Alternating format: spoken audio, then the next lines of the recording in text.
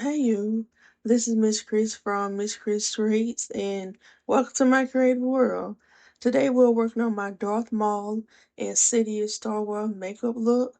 And I was originally was going to make them separate, but decided to put them both together to see how I look. And honestly, I actually like the way it came out. Maybe one day I will do them separate, but for right now, I hope you enjoy my creative process in making this. Please don't forget to like, comment, share, and subscribe. And I hope you enjoy the video.